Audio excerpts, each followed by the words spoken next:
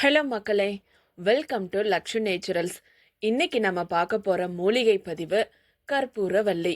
இருமல் முதல் இதய நோய் வரை பல பிரச்சனைகளை நீக்கும் ஓமவல்லி இலை. காலநிலை மாற்றத்தால் பல நேரங்களில் சளி பிடிக்கும்.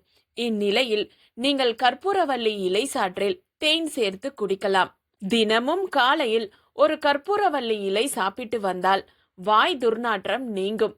இதை உணவுக்கு பின்னரும் சாப்பிடலாம்.